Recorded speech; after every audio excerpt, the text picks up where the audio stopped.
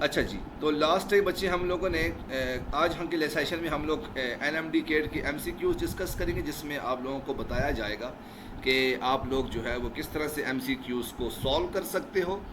और दूसरी चीज़ हम लोग इलेक्ट्रिक फील्ड लाइन के बारे में हम लोग पढ़ेंगे। इलेक्ट्रिक फील्ड लाइंस, इसके बारे में हम लोग थोड़ा सा डिस्कस करेंगे। तो ये 2 पॉइंट्स हैं आपके पास इन चीज़ों को डिस्कस करने के लिए। तो सबसे पहले हम बात करते हैं भाई कि आप लोग एनएमडी केट के एमसीक्यूज को कैसे क्रैक कर सकते हो। ठीक है, तो टॉपिक है हमारे पास NMDCAT MCQs. NMDCAT MCQs, तो बच्ची आपने यही मेथड अप्लाई करना है अपनी तैयारी करने के लिए। ठीक है, वालेकुम अस्सलाम बच्चे, आपने यही मेथड अप्लाई करना है अपनी मेडिकल की तैयारी करने के लिए, ताकि ये अगर आपने इन मेथड को अप्लाई किया तो आप लोग आसानी से मेडिकल के टेस्ट को क्वालिफाई कर लोगे। मैं फिर से रिपीट कर रहा हूँ, अगर आपने इस मेथड को अप्लाई किया जो कि अभी आपको मैं बताने वाला हूँ, और इसी को अगर आप लेकर चलते रहें तो आप आसानी से मेडिकल के टेस्ट को क्वालिफाई कर दोगे। अच्छा, वो मेथड आपके पास क्या है जी? तो वो मेथड है आपके पास, ज़रा गौर से देखना बच्चे। पहली चीज़ हमने पढ़ी कूलम्स लॉ के बारे में, और कूलम्स लॉ के बारे में आपने एक इक्वेशन पढ़ी थी, F is equal to 1 divided by 4 pi epsilon not Q1 Q2 divided by R का स्क्वायर। अब ये मेरे पास इक्वेशन है। अब आपने इस इक्वेशन के बारे में थोड़ा सा सोचना है। जब आप इस इक्वेशन के बारे में सोचोगे तो आपके जहन में डिफरेंट तरह के एमसीक्यूज आएंगे, वो आपने इसको समझ के आपने इसको सॉल्व कर लेना है। अच्छा, यहाँ पर जो आपके पास Q1 होता है वो आपके पास क्या होता है जी? Source charge. ठीक हो गया। और जो Q2 आपके पास क्या होता है वो आपके पास क्या होता है जी? Test charge. और R आपके पास क्या होता है जी? Distance between two charges. ठीक हो गया। तो ये तो आपके पास बात आ गई। अच्छा, अब पहला पॉइंट आपने याद रखना है, ज़रा गौर से देखो बच्चे, यहाँ तक तो आपने बात को क्लियर कर लिया। अब पहला पॉइंट आपने ज़रा गौर से देखना है। पहला पॉइंट अक्सर औक़ात एमसीक्यूज़ वाला क्या पूछता है, आपने इसको गौर से देखना है जी। पहला पॉइंट, अगर आपके पास अगर वो एमसीक्यूज में आए जी, if source charge is double, ठीक हो गया। तो आपके पास फोर्स क्या होगी? तो जाहिर सी बात है आपके पास कूलम्बिक फोर्स की इक्वेशन क्या थी? F is equal to 1 divided by 4 pi epsilon not Q1 Q2 divided by R का स्क्वायर। अब उसने सोर्स चार्ज को डबल कह दी, यानी Q1 is equal to 2 times Q। तो फोर्स आपके पास क्या हो जाएगी? F is equal to 1 divided by 4 pi epsilon nought 2 times Q1 Q2 divided by R का स्क्वायर। तो यानी आपके पास जो न्यू फोर्स हो जाएगी वो आपके पास 2 टाइम F हो जाएगा। तो पहला पॉइंट आपके पास क्या आ जाएगा? If source charge is double, तो फोर्स भी आपके पास डबल हो जाएगी। Got it? ये आपने याद रखना है। अगर वो आपसे कहे if source and test charge is double, अगर आपके पास सोर्स और टेस्ट चार्ज दोनों डबल हो जाएं, तब आपके पास क्या होगा उसके बारे में आपने देखना है। ठीक है, वालेकुम अस्सलाम। अगर तो वो आपसे सवाल पूछे, सवाल number 2, if source and test charge is double, तो तब आपके पास क्या होगा? F is equal to K 2 times Q divided by R का स्क्वायर। तो F prime is equal to 4 time F आ जाएगा। तो यानी आपके पास फोर्स जो है वो 4 गुना बढ़ जाएगी। तो ये आपके पास इसकी इक्वेशन आ जाएगी। अच्छा, 2 सवाल तो आपके पास एमसीक्यूज इस तरह से क्लियर हो जाएंगे। तीसरा सवाल वो आपसे ये पूछेगा, फॉर एग्जांपल अगर आपसे पूछता है if distance between two charges is double, if distance is double, अगर आपके पास डिस्टेंस डबल हो जाए तो फोर्स आपके पास क्या हो जाएगी? फिर आपने क्या करना है जी? R की जगह पर आपने क्या लिखना है जी? आर की जगह पर 2 टाइम्स आर लिखना है। तो फोर्स आपके पास क्या बन जाएगी, F is equal to K Q1 Q2 divided by 2 times Q का स्क्वायर 2 टाइम्स R का स्क्वायर। तो ये बन जाएगा F prime is equal to 2 का स्क्वायर क्या हो जाएगा 1 डिवाइडेड बाय 4 और आगे आपके पास F आ जाएगा। यानी अगर आपके पास डिस्टेंस डबल हो जाए तो फोर्स आपके पास 4 गुना कम हो जाएगी। इसी से रिलेटेड अगर आपसे वो ये भी सवाल पूछ सकता है if the distance is half, तो तब आपके पास क्या होगा, तो आप लोग इसको निकाल सकते हो। ठीक हो गया। और रात फजूल बातें मत करो, टॉपिक की तरफ देखो, समझ गई हो। हाँ, फजूल बातें करना शुरू हो जाती है। इतना इंपॉर्टेंट टॉपिक मैं करवा रहा हूँ, वैसे इसकी गप्पें नहीं ख़त्म होती। और ये फ्री क्लास में आके कहती है सर मैं यहाँ पर पढ़ने के लिए आई हूँ। जो यहाँ पर इसने पैसे दिए हुए हैं और इसकी पूरी क्लास एक पढ़ाई जा रही है, उसमें ये जो है वो गप्पे लगाती है और फ्री क्लास में आके कहती है मैं यहाँ पे पढ़ने के लिए शायद कुछ पढ़ लूँ। ये इसके हालात हैं। अच्छा बच्चे, अब अगली चीज़ को आप लोग देखोगे।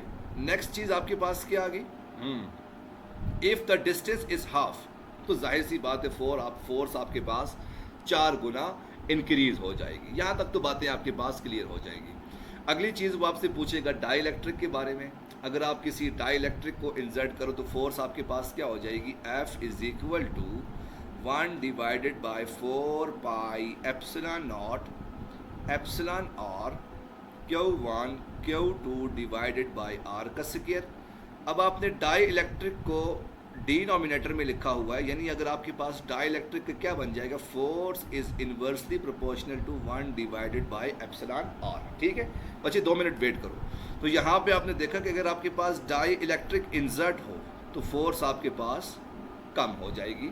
तो ये पॉइंट्स आप लोगों ने याद रखने हैं। ठीक है, तो ये कुछ टिप्स हैं छोटी छोटी जो कि आप लोगों ने याद रखनी है।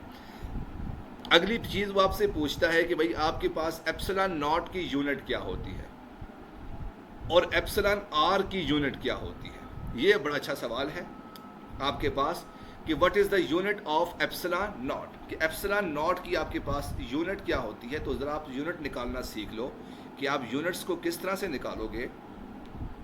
तो ज़रा गौर से देखना बच्ची, आपके पास फोर्स किसकी इक्वल है, F is equal to 1 divided by 4 pi epsilon not Q1 Q2 divided by R का स्क्वायर। अब मैंने एप्सिलॉन नॉट की यूनिट निकालनी है ना, अब मैंने एप्सिलॉन नॉट की यूनिट निकालनी है। तो इसके लिए मैं क्या करूँगा, एप्सिलॉन नॉट को एक तरफ ले आऊँगा, बाकी चीज़ों को मैं उठा के दूसरी तरफ लिख लूँगा। तो जब मैंने एप्सिलॉन नॉट को इस तरफ ले आया तो फोर्स को मैं दूसरी तरफ ले आऊँगा, डिनोमिनेटर में ले आऊँगा। तो मेरे पास ये बन जाएगा 1 divided by 4 pi F Q1 Q2 divided by R का स्क्वायर। तो एप्सिलॉन नॉट की यूनिट क्या बन जाएगी, Q1 की जगह पर क्या आ गया, कूलम, Q2 की जगह पर क्या आ गया, कूलम, डिवाइडेड बाय फोर्स की यूनिट क्या आ गई, न्यूटन, और R की यूनिट क्या आ गई, मीटर का स्क्वायर। तो ये क्या बन जाएगा, coulomb square divided by newton metre square. तो ये आपके पास क्या बन जाएगा, कूलम स्क्वायर न्यूटन -1 मीटर -2। तो ये मेरे पास एप्सिलॉन नॉट की यूनिट आ जाएगी। बच्चे मंडे ट्यूसडे को छुट्टी ही है, 4 पाई की कोई यूनिट नहीं होती, तो आपको पता है कि किसी भी नंबर की यूनिट नहीं होती। ठीक है, तो ये आपके पास एक और किस्म की यूनिट आ जाएगी। अच्छा जी, अब सवाल ये पैदा होता है कि एप्सिलॉन R की यूनिट क्या होगी। तो भाई एप्सिलॉन R जो है रिलेटिव परमिटिविटी, इसकी आपके पास कोई यूनिट नहीं होती, नो यूनिट। एप्सिलॉन R की आपके पास कोई यूनिट नहीं होती, it is just a number. ठीक है, ये जस्ट आपके पास नंबर है, इसकी किसी किस्म की कोई यूनिट भी आपके पास मौजूद नहीं होती। ये बात आप लोगों ने याद रखनी है। ये आपके पास लेक्चर NMDCAT के लिए काफ़ी ज़्यादा इंपॉर्टेंट होने वाला, बच्चे इसके ऊपर फोकस करो। ये काफ़ी इंपॉर्टेंट लेक्चर है क्योंकि ये इसमें आपको मैं ट्रिक्स बता रहा हूँ कि कूलम्स लॉ से रिलेटेड आपके पास कौन कौन से MCQs बन सकते हैं और ये आपके पास चीज़ें आ जाएगी। अच्छा, अब अगली चीज़ ज़रा गौर से देखते हैं बच्चे। एक और सवाल आपके पास आता है, which graph represent the force and distance. आपके पास अक्सर औकात वो सवाल पूछता है कि भाई कूलम्स लॉ कौन से ग्राफ को ओबे करता है। कूलम्स लॉ का ग्राफ, इसका यूनिट हाँ, इसका यूनिट आपके पास कोई नहीं होती। SI क्या कहते हैं, एप्सिलॉन आर है, उसकी यूनिट आपके पास 1 होती है, मतलब नंबर होता है, उसकी कोई यूनिट नहीं होती। ठीक है, अब सवाल ये पूछा है कि आपके पास कौन सा ग्राफ जो है वो ओबे कर रहा है कूलम्स लॉ को। ज़रा गौर से देखना बच्चे। तो आपके पास कूलम्स लॉ क्या है जी, F is inversely proportional to 1 divided by R का स्क्वायर। ठीक है, अगर मैं यहाँ पर R की जगह पर 1 पुट करूँ तो F की जगह पर क्या आ जाएगा, 1। अगर मैं R की जगह पर 2 पुट करूं तो F की जगह पर क्या आ जाएगा, 1 डिवाइडेड बाई 2, 2 का स्क्वायर क्या बन जाएगा, 4, तो ये 1/4 आ जाएगा। अगर मैं R की जगह पर 3 पुट करूं तो F की जगह पर क्या आ जाएगा, 3 का स्क्वायर 9। अगर मैं R की जगह पर 4 पुट करूं तो F की जगह पर क्या आ जाएगा, 1 डिवाइडेड बाई 16। तो ये आपके पास इस तरह से ग्राफ बन रहा है। ठीक है, तो ये आपने याद रखना है। जी बच्चे बोलो बोलो। अब आपके पास ज़रा ग्राफ बनेगा कैसे, सर समझ नहीं आई यार। देखो, जब आप R की जगह पर 1 पुट करोगी तो 1 डिवाइडेड बाय 1 का स्क्वायर क्या बन जाएगा, 1। तो फोर्स मेरे पास क्या आ जाएगी, 1 आ जाएगी। जब आप R की जगह पर 2 पुट करोगी तो 1 डिवाइडेड बाय 2 का स्क्वायर, तो 2 का स्क्वायर मेरे पास क्या आ जाएगा, 4 आ जाएगा। जब आपने R की जगह पर 3 पुट किया तो 3 का स्क्वायर क्या आ जाएगा, 9।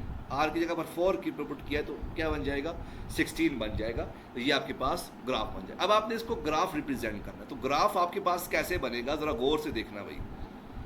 तो भाई ज़रा इसको गौर से देखना, बड़े ध्यान से देखना, अपने कानों को खोल के देखना। ठीक है बच्चे, तो एक तरफ आपके पास आ गया फोर्स, दूसरी तरफ आपके पास आ गया डिस्टेंस। अब डिस्टेंस आपके पास कौन कौन सा है जी, R इज इक्वल टू 1, 2, 3 और 4 आ गया। ये 4 तरह के आपके पास डिस्टेंस आ जाएंगे।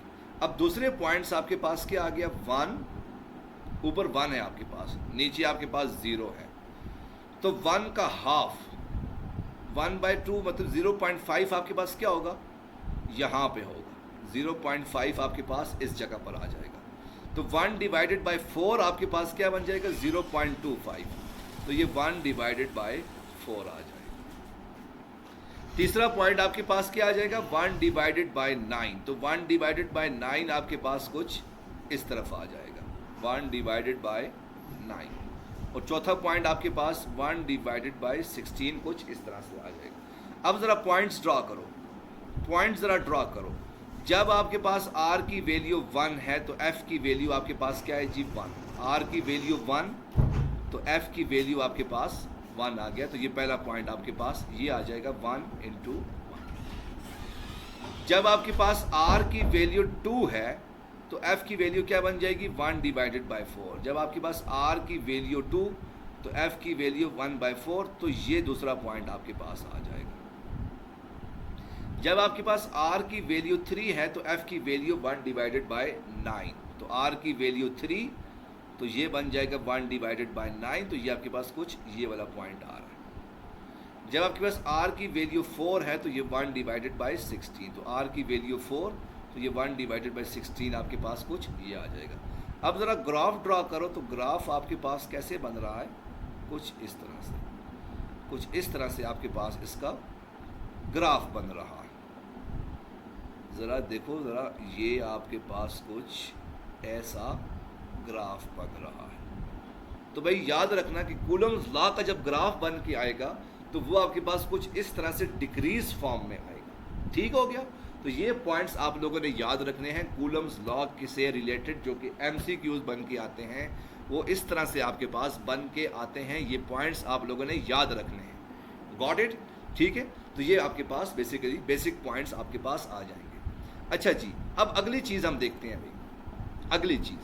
अगली चीज़ मेरे पास क्या आ गया, इलेक्ट्रिक फील्ड। अब इलेक्ट्रिक फील्ड से रिलेटेड आपके पास कौन कौन से MCQs बन के, ज़रा रिवाइज करते हैं।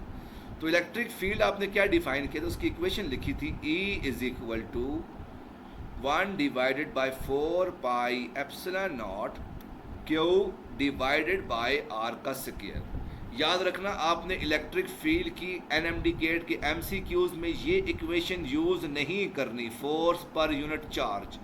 ये इक्वेशन आपने NMD गेट के MCQs में यूज़ नहीं करनी। जब भी आप यूज़ करोगे तो इस इक्वेशन नंबर 1 को इस्तेमाल करना, ठीक है। वो मैं बताता हूँ क्यों, वो बताऊँगा आपको क्यों, उसके पीछे क्या वजह है जी, ठीक है।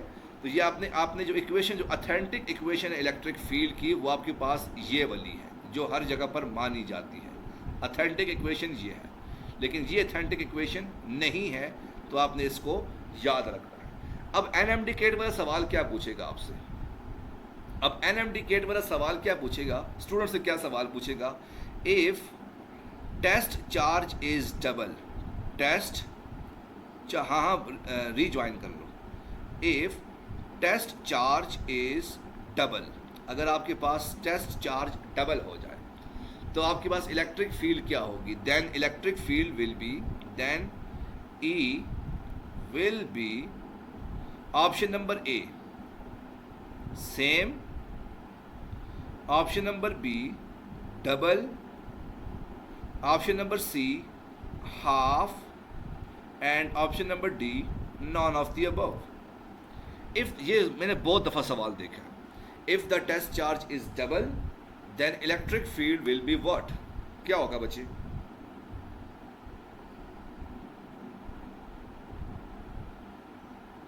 जवाब दो।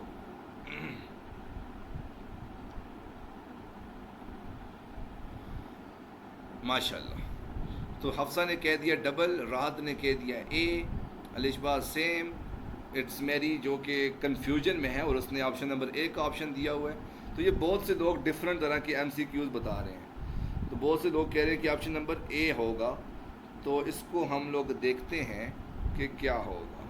ठीक हो गया, तो बहुत से स्टूडेंट्स क्या करेंगे, इस सवाल को सॉल्व करने के लिए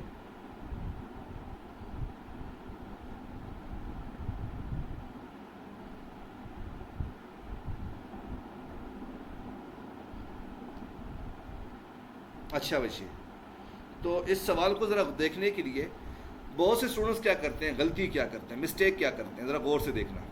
स्टूडेंट ये मिस्टेक करते हैं कि electric field is equal to force per unit test charge. अब उसने कंडीशन क्या दी है, if test charge is double, यानी आपके पास q naught is equal to 2 times q naught, तो इलेक्ट्रिक फील्ड आपके पास क्या बन जाएगी, force per unit 2 q naught, तो फोर्स आप इलेक्ट्रिक फील्ड आपके पास हाफ हो जाएगी। तो बहुत से स्टूडेंट इस इक्वेशन के ऊपर निशान लगा कर आ जाते हैं। तो भाई मैंने आपसे ये कहा हुआ है कि एनएमडी केट में जब एमसीक्यूज ऐसा आए तो आपने इस इक्वेशन का इस्तेमाल नहीं करना, आपने इस पहली इक्वेशन का इस्तेमाल करना है। अब इस पहली इक्वेशन में क्या टेस्ट चार्ज गिवन है, क्या क्यू नॉट गिवन है, क्या पहली इक्वेशन में तो क्यू नॉट गिवन नहीं है।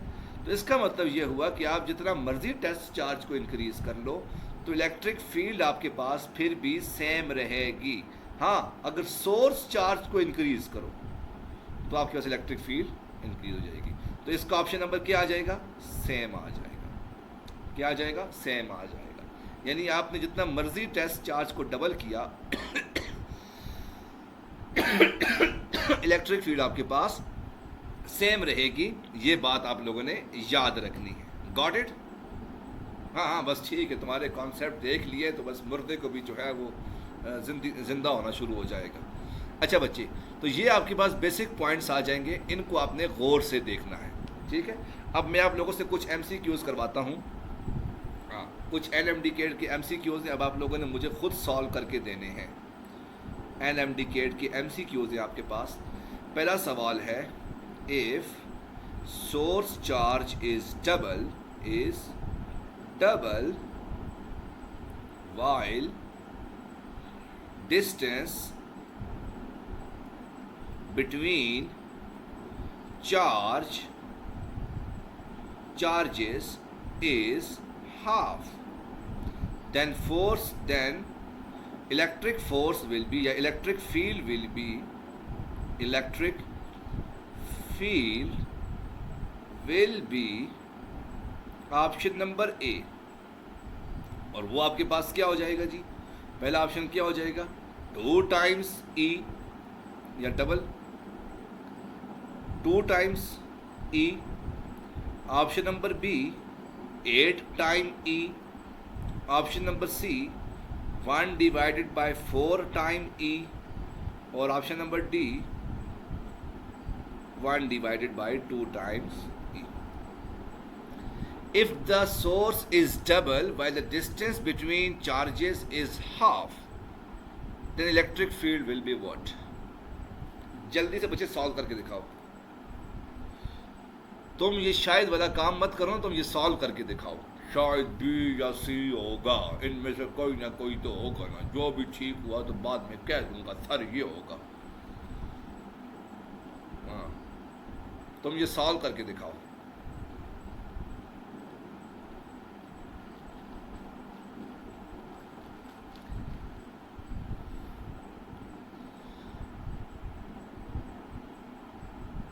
वो आप खुद सॉल्व करो,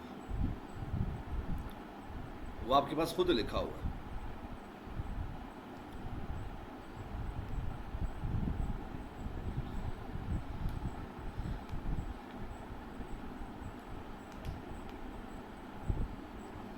ज़रा सॉल्व कर लो, फिर आपने इसको आंसर देना है। हाँ जी, हाफ, गुड, वेल डन बच्चे।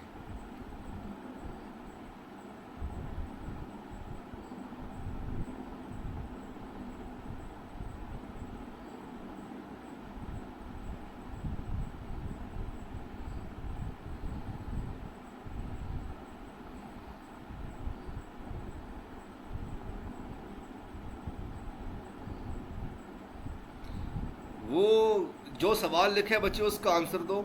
ये मत कहो कि डिस्टेंस आपके पास 2 हो या हाफ हो या फलां हो। तो भाई ये जो सवाल गिवन है एनएम डिकेट का एमसीक्यूज आपकी मर्जी का बन के नहीं आएगा, वो अपनी मर्जी से बना के देगा।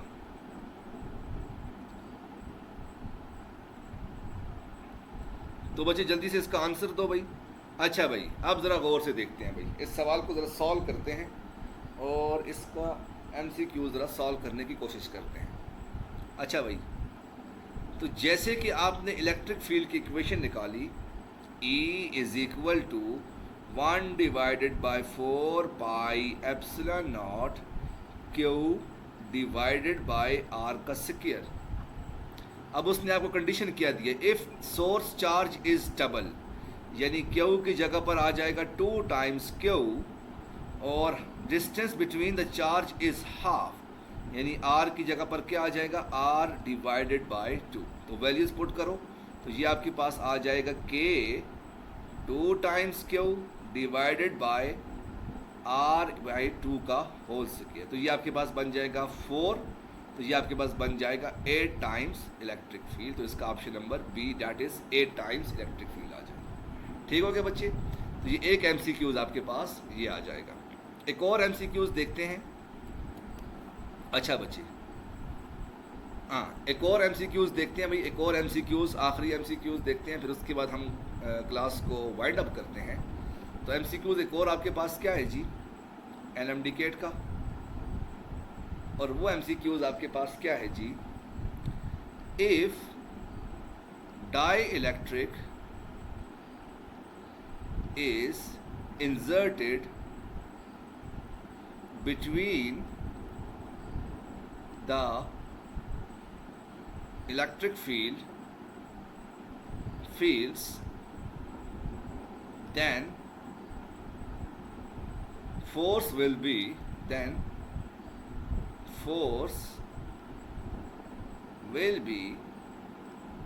option number A, increase, option number B, decrease, option number C, same, and option number D, none of the above। अगर आप डाइलेक्ट्रिक को इंसर्ट करो तो फोर्स आपके पास क्या होगी, if the dielectric is inserted in between the electric field, then force will be what?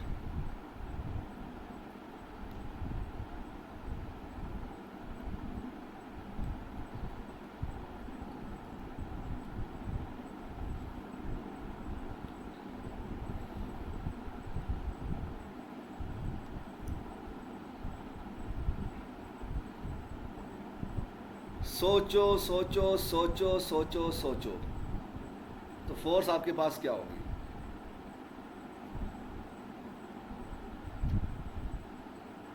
पता नहीं, बस पता नहीं। Non, option number D. बहुत से कह रहे हैं जी पता नहीं। गुड गुड गुड, ज़बरदस्त। बस तुम लोग जाओ, रेडी लगाओ। और भाई गरीबो, तुम लोगों ने ये पढ़ा है कि नहीं पढ़ा? F is inversely proportional to 1 divided by epsilon naught. जब आप डाइलेक्ट्रिक को इंसर्ट करोगे तो एप्सिलॉन आर की वैल्यू इंक्रीज हो जाएगी, तो फोर्स आपके पास कम हो जाएगी। तो option number B, that is decrease आ जाएगा। Got it? एग्जैक्टली, तो ये आ जाएगा। अच्छा बच्चे, अब एक MCQs है और इसकी कीमत है आपके पास 1000 रुपये। जिसने ये MCQ सॉल्व करके दे दिया उसको मैं पूरा 1000 रुपया दूंगा। और ये मैंने आप सब लोगों के साथ शर्त लगाई हुई है, और इस MCQs की कीमत वाकई 1000 रुपया है। ये मैं आप लोगों को दूंगा, पक्का पक्का दूंगा। लेकिन सवाल ये है कि आपने इसको किसी टीचर से जाके सॉल्व करवाओ, किसी एक टीचर से जाके सॉल्व करवा लो। सपोज करो भाई, अगर आपके पास ये एक पॉजिटिव चार्ज पड़ा है जिसकी वैल्यू है आपके पास 2 टाइम्स Q, एक दूसरा आपके पास चार्ज पड़ा है जिसकी ये भी पॉजिटिव है और इसकी वैल्यू है आपके पास 4 टाइम Q। अब जाहिर सी बात है, ये वाला चार्ज एक इसको रिपेल करेगा, दूसरा चार्ज इसको रिपेल करेगा, इन दोनों को ये रिपेल करेगा। ठीक है, अब मैं क्या करता हूं, इसके सेंटर में मैं एक नेगेटिव चार्ज रखता हूं। तो भाई वो नेगेटिव चार्ज, जाहिर सी बात है, ये पॉजिटिव इसको अपनी तरफ अट्रैक्ट करेगा, ये वाला पॉजिटिव इसको अपनी तरफ अट्रैक्ट करेगा। तो आपने मुझे बताना है कि कितने डिस्टेंस में इन दोनों चार्जेस के दरमियान जो डिस्टेंस है वो है आपके पास 10 सेंटीमीटर। ठीक हो गया?